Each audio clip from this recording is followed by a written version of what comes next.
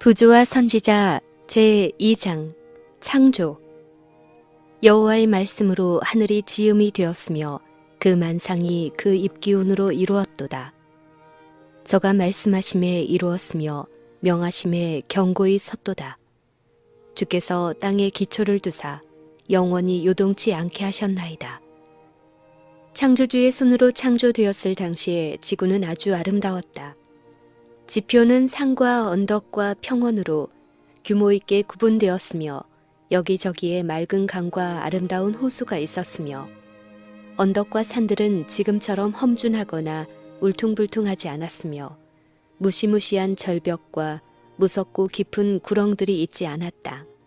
지구의 뼈대가 되는 날카롭고 거친 바위 끝들은 비옥한 땅 아래 묻혔으며 어느 곳에 가든지 청청한 수목들이 무성하였다. 거기에는 소름 끼치는 늪이나 불모의 사막이 없었다. 어느 곳을 향하든지 우아한 관목들과 아름다운 꽃들이 눈을 기쁘게 하였다. 높은 산들을 덮은 나무들은 지금 있는 어떤 나무보다 더욱 장엄하였다. 공기는 더러운 병균에 오염되지 않았으므로 맑고 건강에 좋았다. 모든 풍경은 가장 잘 장식된 궁전의 정원보다 훨씬 더 아름다웠다. 천사의 무리들은 기쁨으로 그 경치를 바라보았으며 하나님께서 만드신 경이로운 작품들을 보고 즐거워하였다. 많은 동식물로 가득 찬 지구가 창조된 후 창조주의 걸작품이며 그를 위하여 이 아름다운 세상이 단장함을 입은 존재인 사람이 활동의 무대에 등장하였다. 그 사람에게 그의 눈으로 볼 수 있는 모든 것을 다스릴 통치권이 주어진 바 되었다. 하나님이 가라사대 우리의 형상을 따라 우리의 모양대로 우리가 사람을 만들고 그로 온 땅을 다스리게 하자 하시고 하나님이 자기 형상대로 남자와 여자를 창조하셨다. 여기에 인류의 기원이 밝히 제시되었다. 하나님의 거룩한 말씀의 기록은 너무도 명확하여 잘못된 결론을 내릴 여지가 조금도 없다. 하나님께서는 당신의 형상으로 사람을 창조하셨다. 여기에 아무런 모호함도 없다. 사람이 하등 동물이나 식물에서 서서히 발전하여 진화되었다고 상상할 여지가 조금도 없다. 이러한 학설은 창조주의 위대한 사업을 사람의 좁고 세속적인 개념의 수준으로 저하시킨다. 사람들은 우주의 주권자의 위치에서 하나님을 축출하는 데 몰두한 나머지 사람을 평가절하하고 인간의 기원의 존엄성을 그에게서 속여 빼앗는다. 성군의 세계들을 하늘 높이 두시고 들의 꽃들을 정교한 솜씨로 물들이시고 땅과 하늘을 당신의 능력의 경이들로 채우신 하나님은 당신의 영광스러운 사업의 마지막을 장식하려고 하실 때, 즉 아름다운 지구의 통치자로 한 존재를 그 가운데 두시려고 하실 때 사람에게 생명을 주신 당신의 솜씨에 걸맞게 창조하시는 데 실패하지 않으셨다. 영감의 말씀이 밝혀주는 바 우리 인류의 혈통은 그 기원을 거슬러 올라가면 진화는 세균이나 연체동물이나 사족수의 계열이 아닌 위대하신 창조주께 이른다. 아담은 흙으로 창조함을 받았지만 하나님의 아들이었다. 그는 보다 낮은 차원의 존재들을 다스리는 하나님의 대표자로 세움을 받았다. 그들은 하나님의 주권을 이해하거나 인정할 수 있는 능력은 없지만 사람을 사랑하고 섬길 수 있도록 창조되었다. 시편 기자는 다음과 같이 말한다. 주의 손으로 만드신 것을 다스리게 하시고 만물을 그 발 아래 두셨으니 들짐승이며 공중의 새와 해로에 다니는 것이니라. 사람은 외모나 품성이 있어서 모두 하나님의 형상을 지니게 될 것이었다. 그리스도만이 아버지의 본체의 형상이시나 사람은 하나님의 모양으로 지음을 받았다. 그의 본성은 하나님의 뜻과 조화되었다. 그의 마음은 하나님의 일을 이해할 수 있었다. 그의 애정은 순결하였고 그의 식욕과 감정은 이성의 지배 아래 있었다.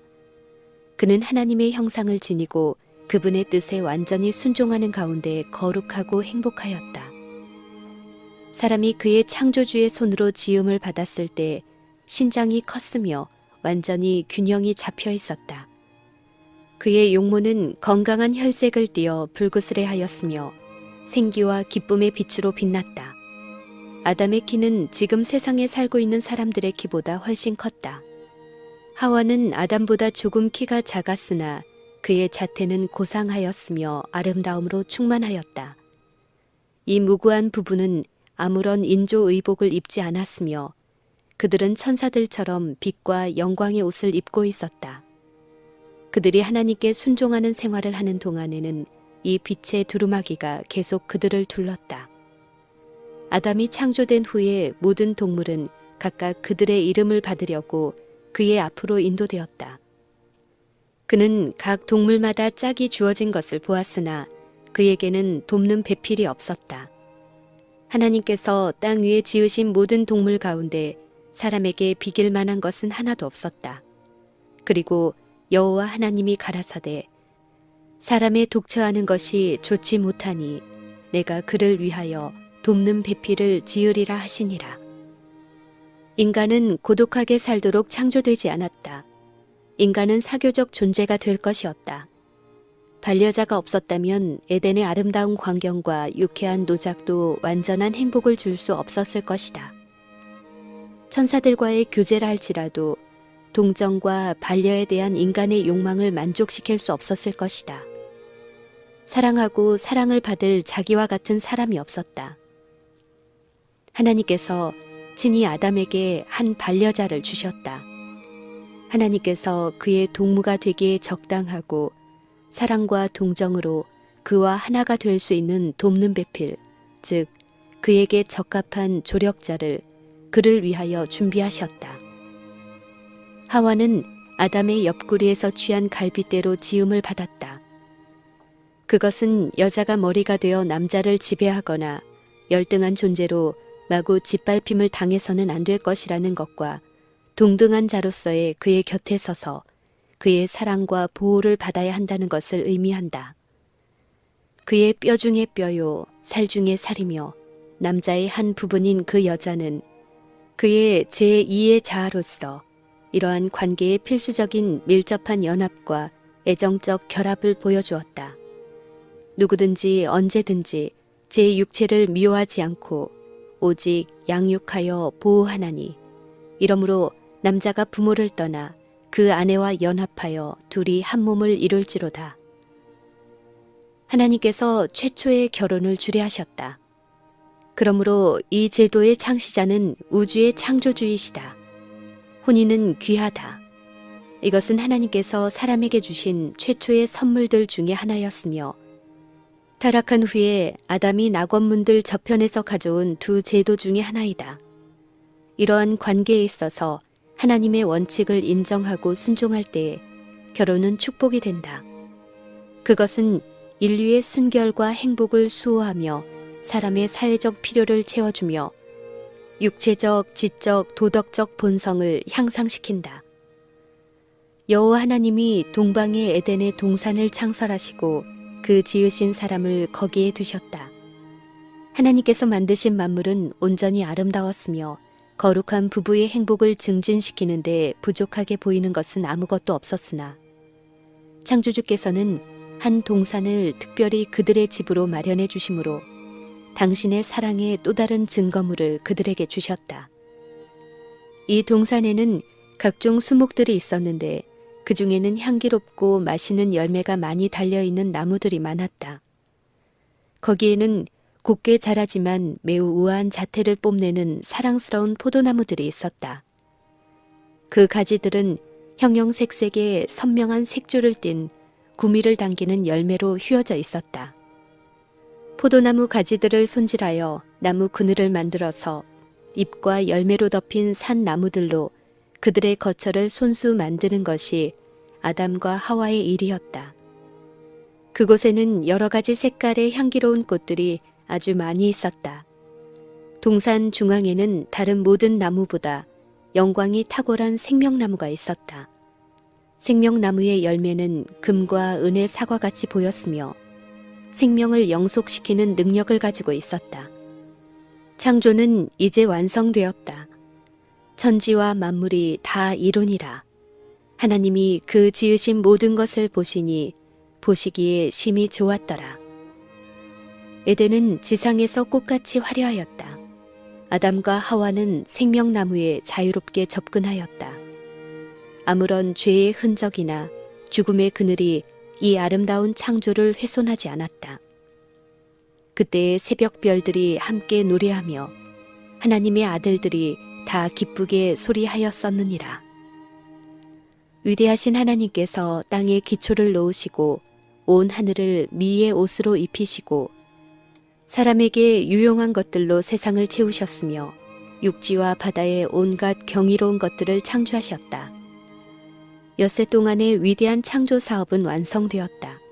그리고 그 지으시던 일이 다음으로 일곱째 날을 복주사 거룩하게 하셨으니 이는 하나님이 그 창조하시며 만드시던 모든 일을 마치시고 이날에 안식하셨음이더라. 하나님께서는 당신의 손으로 이루신 것들을 보시고 만족히 여기셨다. 모든 것이 완전하였으며 거룩하신 창조주께 걸맞는 것들이었다. 그분은 피곤한 자로서가 아니라 당신의 지혜와 선하심의 열매와 당신의 영광의 나타남을 기뻐하시는 자로서 쉬셨다. 일곱째 날에 안식하신 후 하나님께서는 사람을 위하여 그날을 안식의 날로 성별하셨다. 창조주의 모본을 따라 사람은 이 거룩한 날에 휴식할 것이었는바 이는 그가 하늘과 땅을 바라볼 때 하나님의 위대한 창조 사업을 회상할 수 있도록 그리고 하나님의 지혜와 선하심의 증거들을 바라볼 때 그의 마음이 창조주께 대한 사랑과 순경심으로 가득 차게 될 수 있도록 하기 위함이었다. 하나님께서 에덴에서 제7일을 축복하심으로 당신의 창조 사업의 기념물을 세우셨다. 안식일은 전 인간 가족의 아버지요 대표자인 아담에게 위탁되었다. 안식일의 준수는 세상에 거할 모든 자들 편에서 하나님이 그들의 창조주이시며 그들의 정당한 주권자시라는 것과 그들은 그분의 손으로 만들어진 피조물이며 그분의 권위에 복종해야 하는 것을 감사하는 마음으로 인정하는 행위가 될 것이었다. 이와 같이 안식일 제도는 전적으로 기념적인 것이었으며 온 인류에게 주어졌다. 이것은 그림자이거나 어떤 백성에게만 제한적으로 적용되지 않았다. 하나님께서는 낙원에서라도 사람에게 안식일이 불가결하다는 것을 아셨다. 그는 하나님의 작품들을 더욱 충분히 숙고하고 그분의 능력과 선하심을 명상할 수 있도록 7일 중 하루 동안은 자신의 이익과 일을 제쳐놓을 필요가 있었다. 그는 그에게 하나님을 더 명확하게 상기시켜주고 그가 누리고 소유한 모든 것이 창조주의 자선심 많은 손에서 나온 것임을 그에게 상기시키므로 감사하는 마음을 일깨워 줄 수 있는 안식일을 필요로 하였다. 하나님께서는 안식일이 사람들의 마음을 당신께서 창조하신 작품들을 명상하게 이끌도록 의도하셨다. 천연계는 사람들의 오감에 말하며 창조주이시며 만물의 최고 통치자이신 살아계신 하나님이 계시다고 선포한다. 하늘이 하나님의 영광을 선포하고 궁창이 그 손으로 하신 일을 나타내는도다. 날은 날에게 말하고 밤은 밤에게 지식을 전하니 땅을 옷 입힌 아름다움은 하나님의 사랑의 증거이다. 우리는 영원한 언덕들, 교목들, 피어나는 꽃봉오리들과 아름다운 꽃들에서 이것을 볼 수 있다. 만물은 하나님에 대하여 우리에게 말한다. 언제나 모든 만물을 만드신 하나님을 가리키는 안식일은 사람들에게 자연의 큰 책을 열어 그 속에서 창조주의 지혜와 능력과 사랑을 찾도록 명령한다. 우리의 첫 조상은 비록 무구하고 거룩하게 창조되었지만 범죄할 가능성이 없지는 않았다. 하나님께서는 그들을 당신의 품성의 지혜와 자애심 그리고 당신의 요구사항의 공의로움을 이해할 수 있는 존재로 그리고 하나님께 순종하거나 거역할 수 있는 완전한 자유를 가진 자유로운 도덕적 행위자로 만드셨다.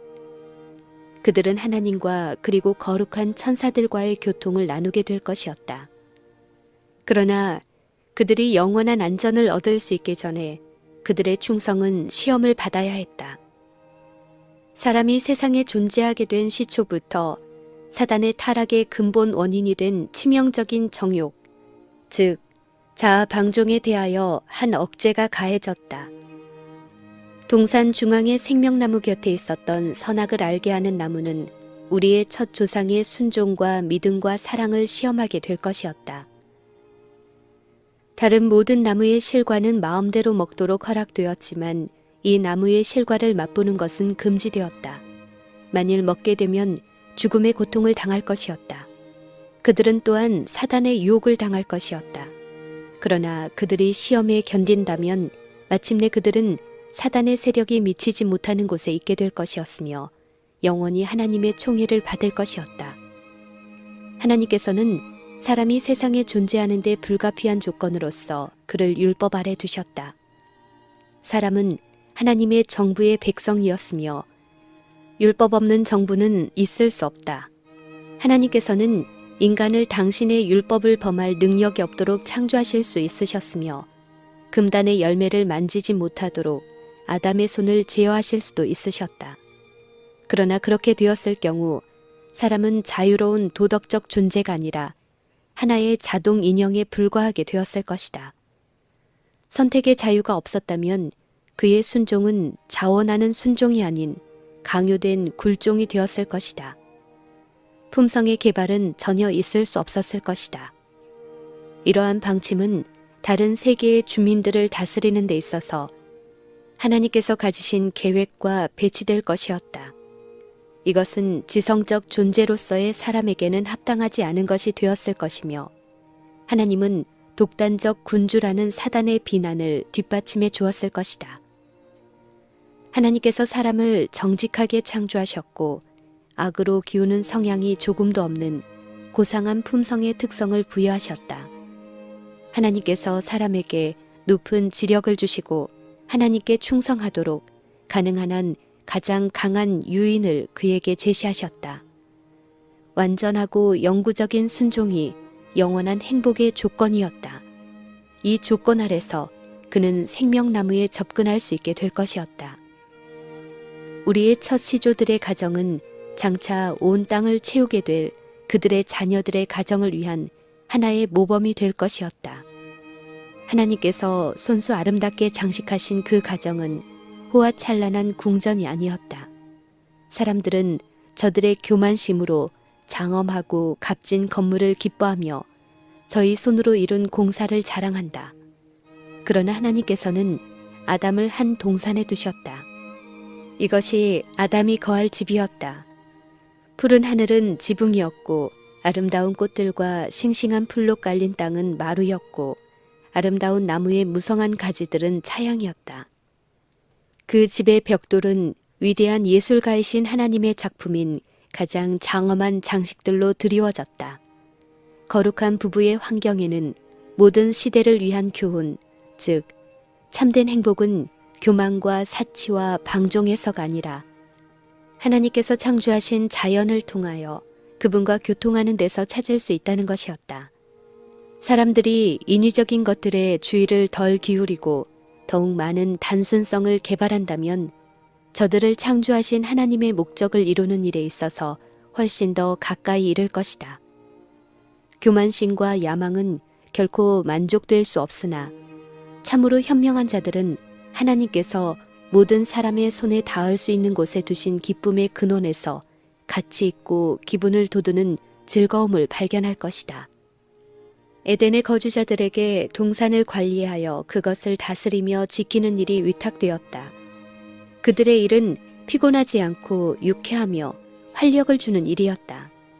하나님께서는 사람에게 노동이 축복이 되도록 정하시되 그의 마음을 쏟고 그의 육체를 강건하게 하고 그의 능력을 발달시키게 하셨다.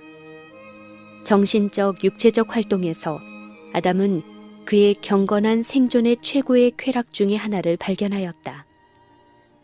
그의 불순종의 결과로 그가 아름다운 본향에서 추방되어 일용할 양식을 얻기 위하여 거친 땅과 투쟁할 수밖에 없게 되었을 때, 비록 동산에서 그가 유쾌하게 일하던 것과는 판이하게 달랐지만 바로 이 노동은 유혹에 대한 방벽이었으며 행복의 근원이었다.